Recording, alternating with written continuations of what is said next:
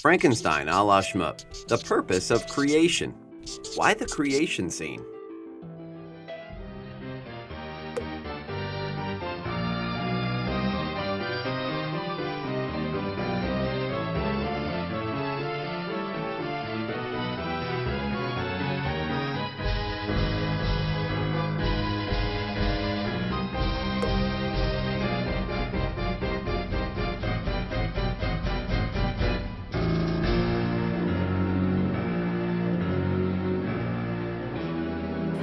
It's pretty easy to see that this is a birthing scene, right? It's a creation scene on one side, and we can talk a lot about, how Victor Frankenstein is playing God. We'll talk about that a little bit later in the course. But if we're thinking about this from Mary Shelley's perspective, it is an actual childbirth scene. If you read the passage, the creation scene, there are words like agony, toil, these words that we really associate with childbirth. And childbirth in the early 1800s was not easy. It wasn't like you go in, get your epidural, and everything's done. It was painful. Postpartum depression was actually a huge issue back then. They didn't call it that. But the entire scene and what happens during and after it is really supposed to recall childbirth. As I mentioned, Mary Shelley, who we say, oh, well, she was only 18. What does she know about childbirth?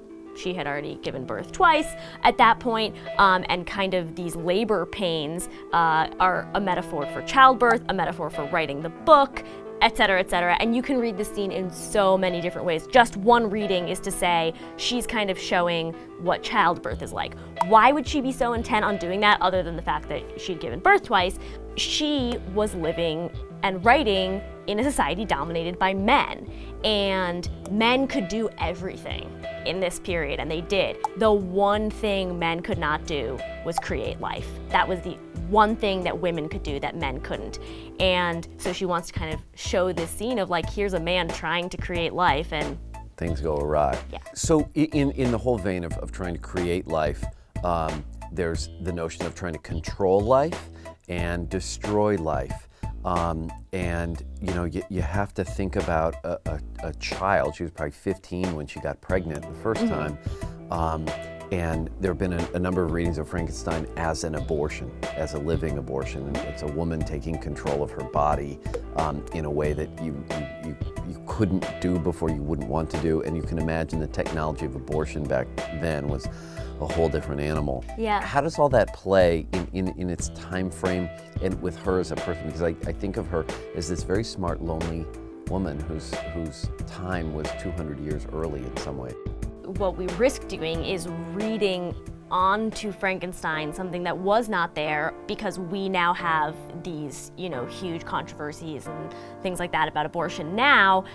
But that's not to say that we, A, should not do that, or B, that was not actually the case back then. But yeah, there is a lot of this idea of a woman being able to kind of control the birthing process. What's interesting about Frankenstein is that if we're thinking about it in terms of an abortion, like you said, it's a living abortion.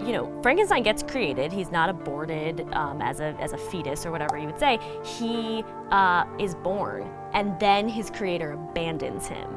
We can talk about it as an abortion, but I think the bigger issue, or the issue that would have been more important at the time, was this abandonment issue. And this child was born, and then immediately his father, the creator, just completely abandoned him, which brings into bigger questions of, nature versus nurture, which we'll talk about in a bit. Was the monster born bad, or was, badness thrust upon him? Yes.